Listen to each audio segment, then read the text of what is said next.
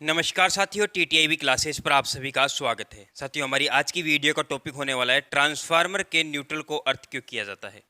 साथियों, ट्रांसफार्मर के न्यूट्रल को अर्थ क्यों किया जाता है, इससे पहले आप ये जान लीजिए कि जो ट्रांसफार्मर में न्यूट्रल निकाला जाता है कहाँ से निकाला जाता है। इसके लिए साथियों हमने अलग से एक वीडियो बना रखा है और साथियों यह वीडियो आपको आई बटन पर मिल जाएगा, आई बटन पर आप चेक कर लीजिए, ठीक है। और साथियों इसी के साथ हमारे पास जो दूसरा वीडियो है साथियों, अर्थ है, जो ट्रांसफार्मर में साथियों अर्थिंग की जाती है, कितनी अर्थिंग की जाती है, इस पर भी एक अलग से वीडियो बना रखा है, तो आप इनको भी देख लीजिए। तो साथियों ये दो वीडियो देखिए, उसके बाद आप इस वीडियो को देखिए, आपको ये वीडियो और भी अच्छे से समझ में आएगा। और इन दोनों वीडियोज का लिंक आपको आई बटन पर लिंक मिल जाएगा, ठीक है। ऊपर एक कोने में एक आई का निशान है, इस आई पर क्लिक कीजिए, इन दोनों का लिंक आपको, दोनों वीडियोस का लिंक आपको वहां पर मिल जाएगा।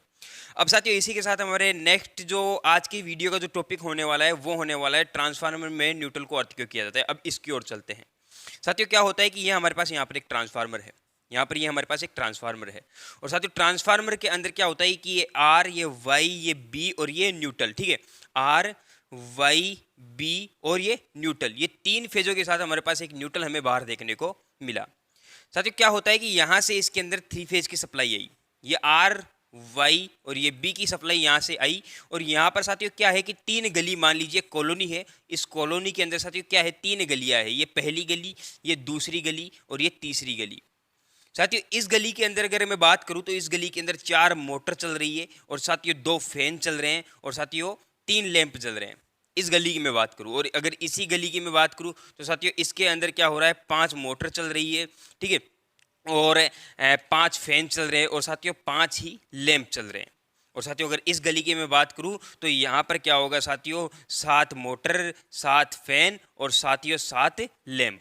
तो ये क्या है, तीन गलियां है, तीनों गलियों के अंदर यहाँ से एक एक फेज चला गया, ये एक एक फेज इस डिस्ट्रीब्यूशन ट्रांसफार्मर ने डिस्ट्रीब्यूट किया और यहाँ से चला गया। अब साथियों मैं अगर आपसे पूछूं कि तीनों गलियों के अंदर क्या लोड बराबर है, तो आप कहोगे कि नहीं सर, लोड दो, तीनों गलियों के अंदर जो लोड है साथियों, लोड अलग अलग है।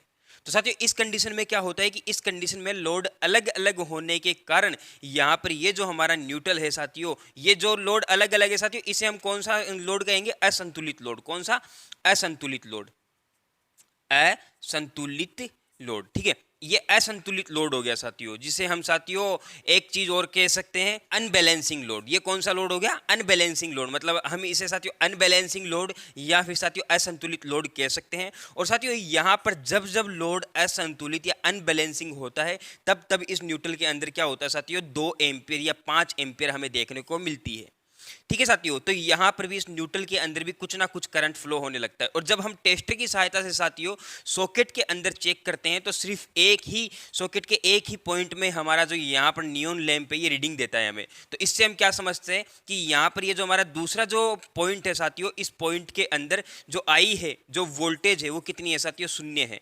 तो न्यूट्रल के अंदर साथियों अगर मैं करंट की बात करूँ या वोल्टेज की बात करूँ तो वोल्टेज कितनी होनी चाहिए, तो आप कहोगे कि सर बिल्कुल जायज़ सी बात है, जीरो ही होनी चाहिए। कितनी होनी चाहिए, जीरो ही होनी चाहिए। लेकिन यहाँ पर क्या हो गया, अनबैलेंसिंग लोड होने के कारण साथियों यहाँ पर कुछ ना कुछ करंट यहाँ पर इसके अंदर न्यूट्रल के अंदर से भी बहने लगा।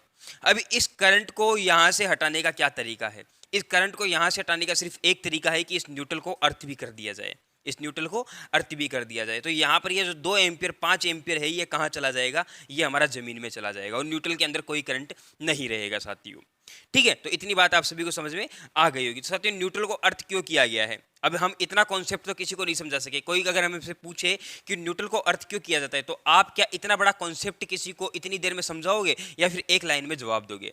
तो आप वहां पर कहोगे कि हमें न्यूट्रल के अंदर कितना वोल्टेज चाहिए, 0 वोल्टेज चाहिए। सिर्फ आपका जवाब इतना होगा, हमें न्यूट्रल के अंदर 0 वोल्टेज चाहिए, हमने इसीलिए न्यूट्रल को अर्थ कर दिया। सिर्फ इतना जवाब दीजिए। अगर इंटरव्यू में पूछे, कहीं और पूछे, तो आपको सिर्फ और सिर्फ इतना जवाब देना है कि न्यूट्रल के अंदर हमें जो वोल्टेज चाहिए, जो करंट चाहिए, उनका मान 0 हो, इसीलिए हमने क्या किया, न्यूट्रल को अर्थ कर दिया। सिर्फ और सिर्फ इतना जवाब।